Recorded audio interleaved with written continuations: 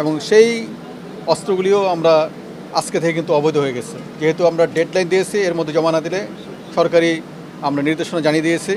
তো আমরা অনেক অস্ত্র ইতিমধ্যে পাচ্ছি, অনেক জায়গায় অস্ত্র ফেলে যাচ্ছে কেউ, অনেক জায়গায় আমরা গত রাত থেকে কিন্তু অভিযান শুরু করেছি, আপনি দেখেছেন। সেই অভিযানে একটা ইম্প্যাক্ট পড়তেছে।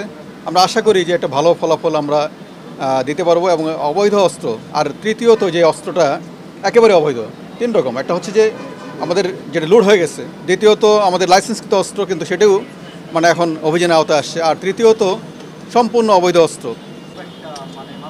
না, মাঝখানে একটু স্থিমিত ছিল, এটা ঠিক যে আমরা যে ছাত্র জনতা যে বিপ্লব, যার মাধ্যমে আমরা নতুন বাংলাদেশ গড়ার সুযোগ পেয়েছি, সেখানে আমাদের পুলিশের কিন্তু আত্মত্যাগ আছে।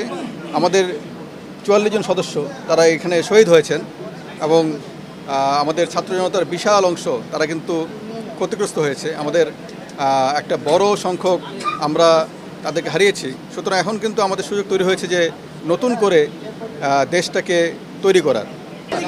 একটি যৌথ অভিযান শুরু হয়েছে, যেখানে আমরা মূলত আমাদের লুণ্ঠিত অস্ত্র, মিসিং আর্মস, যেগুলি আমাদের পুলিশ বাহিনী সহ প্রিজন, এসএসএফ, অন্যান্য যে সকল বাহিনীর এই অস্ত্র লুণ্ঠিত হয়েছে, সেই অস্ত্র উদ্ধারের জন্য আমরা যৌথ অভিযান শুরু করেছি। পাশাপাশি যে লাইসেন্সকৃত অস্ত্র, যেটি বিগত 15 বছর ধরে হয়তো বিভিন্নভাবে যারা পেয়েছে, তাদেরকে আমরা মূলত একটা স্ট্রিমলাইনে আনার জন্য, যাচাই বাছাই করার জন্য আমরা ডেডলাইন দিয়েছিলাম। গতকালকে মধ্যরাতে সেটা শেষ হয়ে গেছে।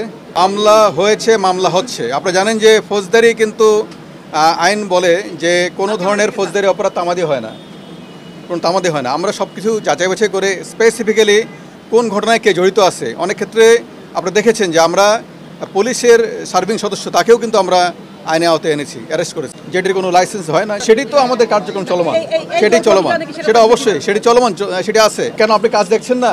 সবাই কাজ করতেছে, আমরা অ্যাকশন কিন্তু চলমান, এটা আছে। আপনি দেখেছেন যে আমাদের বাহিনীর 2 জন এক্স প্রধান তারাও কিন্তু অ্যারেস্ট হয়েছে।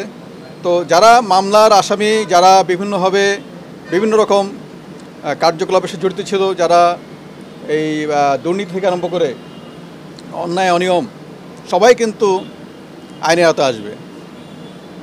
সব জায়গায় আমার মানে আইনি কার্যক্রম চলমান আছে। আর ইতিমধ্যে আমরা প্রতিটি জায়গায়, যেসব জায়গায় আমাদের কার্যক্রম একটু স্থিমিত ছিল মাঝখানে, সেই কার্যক্রম চলমান করার জন্য, এটাকে যেন আরও এনফোর্স করা যায়, সেই কারণে আমরা কিন্তু ব্যাপক আকারে বদলি করেছি। ব্যাপক আকারে আমাদের নতুন police super, range DIG, commissioner এরা বদলি হয়েছে, এবং তারা ইতিমধ্যে নিজের জায়গায় গেছে। সুতরাং আপনারা কাজ মানে দেখবেন যে আরও সব কিছু বেগবান হয়েছে।